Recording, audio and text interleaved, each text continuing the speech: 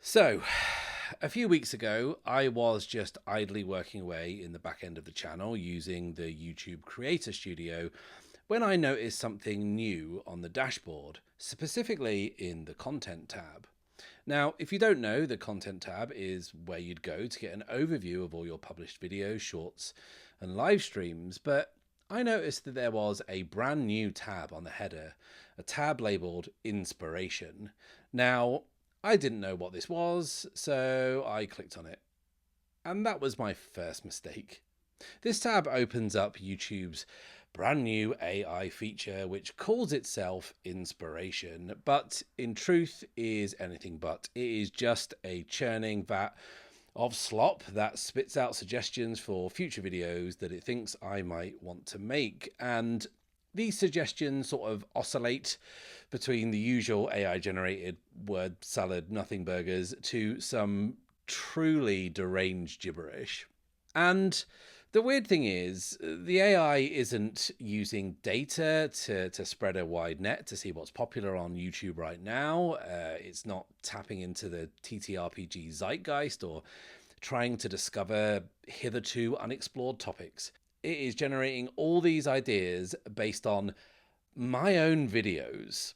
Now, a few other creators have made videos about this, and they've all talked about how they felt tricked into clicking on this, and I can honestly relate because it is so prominent. It is now the first tab in the content section, and it appeared without explanation or the option to turn it off. I mean, there probably was some correspondence from YouTube, but honestly, who reads those? But anyway, here we are. I clicked on it, already generating all the prompts, the outlines, the hooks, and the thumbnails that I would need to make some fantastic content, all without warning or asking me for consent.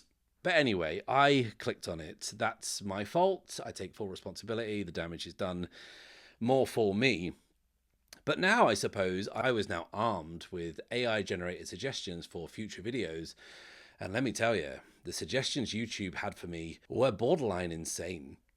But I've got to say something important before we kind of go on and dive deeper into this. And that important thing is just don't click on the tab, not even for a laugh, not even to kind of point and mock.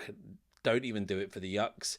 All you are doing is encouraging it. Do not mess with this. Gen AI is so fucked on every level, morally, intellectually, spiritually, and perhaps most importantly, environmentally. Just clicking on the Inspiration tab once does environmental damage equivalent to kicking an adult swan to death or setting fire to 6 beehives. And no, please don't fact check that. Just believe me when I say it's bad. So yeah, I clicked on it, and instead of encouraging you to do the same and laugh, I got screenshots to share with you, so you don't have to click on it, right? You don't have to do it. This is a dreadful, insidious feature that is supposed to be for brainstorming. And the reason that I know it's for brainstorming is because if you go into the analytics page of YouTube Studio and hover the cursor above any of your videos, you get this, a little button that says brainstorm video ideas. And that takes you to this inspiration page.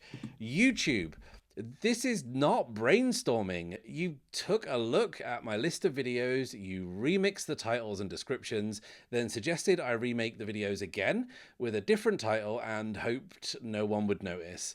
Suggesting I do what I've already done again, but worse, is not brainstorming. But anyway, I digress. I now present to you the following videos that YouTube's AI think would crush it on the channel, along with the carefully crafted thumbnails it has painstakingly generated. But before I share these, I have a suggestion for you. And that suggestion is for you to leave a like, subscribe, click the bell, and check out the Bad Spot Patreon, where you will receive early ad-free access to all my videos, exclusive patron-only content, and your name on screen, like these lovely people. Idea 1. The 3 Pillars Method for Intrinsic RPG Motivation. A framework for understanding and cultivating internal drive within role-playing games would be explored. Viewers would be guided through methods to enhance their enjoyment and engagement in solo or group RPG sessions. Ever feel like your RPG sessions are missing that spark, that deep internal drive? Do you struggle to stay truly invested in your character or the world, whether you're playing solo or with a group? What if I told you there's a simple, powerful framework that can transform your gaming experience, making every session more engaging and genuinely fun? I am so invested. I need to know what these pillars are. It doesn't matter that it sounds like a mix of a multi-level marketing scheme in the dentist system. I just have to know, what are these pillars? Pillar 1, autonomy. Your story, your rules. Pillar 2, competence. Mastering the game, mastering yourself. I'll have you know I mastered myself in the shower this morning. Pillar 3, relatedness, connecting beyond the stats. Okay, so the 3 pillars of RPGs are autonomy, competence, and relatedness. They don't sound like very exciting, but I suppose there are pillars, I guess. Let's take a look at the thumbnail. Rewards, skill trees, adventure. Okay, are there 6 pillars now? Yeah, kind of a bit confusing. And this is cool and everything, but like I think this suggestion like forgets what the most important pillar is, which is, as everyone who's ever fallen for a multi-level marketing scam will know, profit. Idea 2, the psychology of solo RPG failure. The intricate relationship between personal expectations and in-game outcomes is explored, offering insights into how players process setbacks. A deeper understanding of resilience and adaptation within the solo role-playing experience is fostered. I don't know, man. Like, that sounds like familiar. Like, it almost sounds like a very surface level description of a video I made more than 2 years ago, a video that was specific and useful, and a video that contained advice that a lot of people told me they found very helpful whilst getting to grips with Ironsworn. And as I say in the video, a lot of things I talked about can be applied to any role-playing game. It's a video I made using my personal experiences of and reflections on playing Ironsworn and the lessons I learned, getting trapped in a cascade of worsening mechanical penalties. I use that experience of doing a thing to say a thing to help others do the thing too.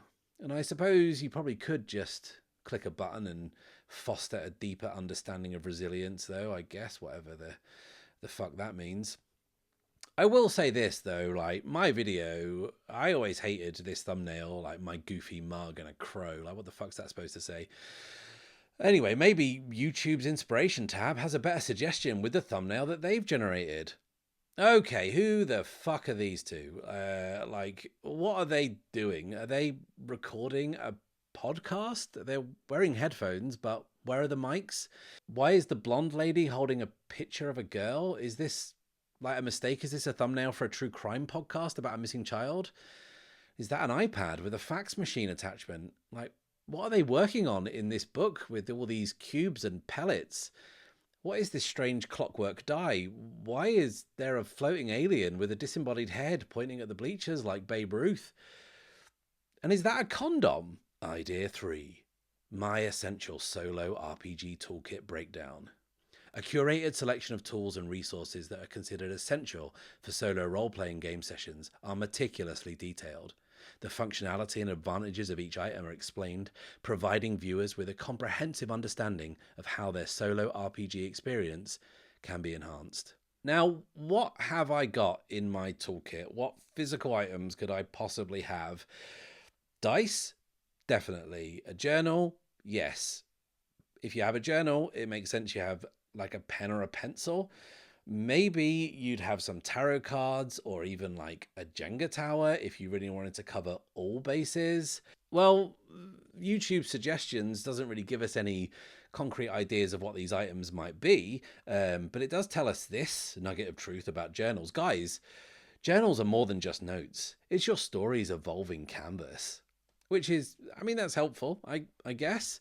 And like I said, there's no tools listed here. There's no physical items that it suggests specifically that you could use. But the thumbnail does offer some excellent suggestions for the essential items you definitely will want in your toolkit.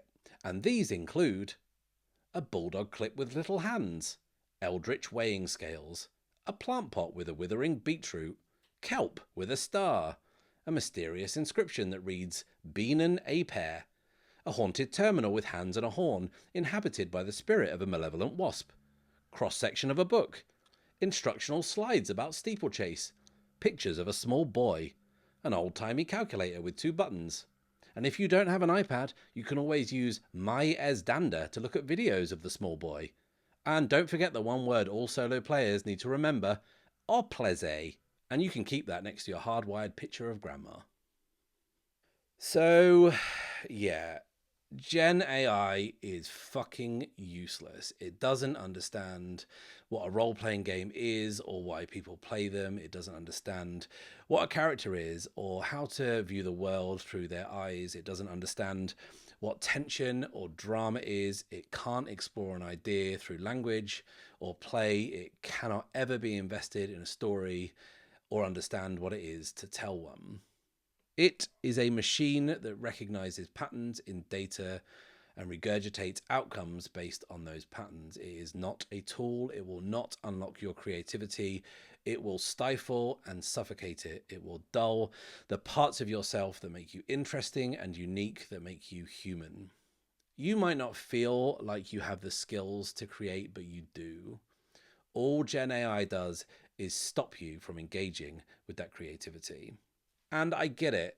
Engaging with your creativity is a scary thing to do, I know, but don't ever feel like something AI spat out based on a prompt is better than you just doing it yourself, no matter how bad you think your skills are.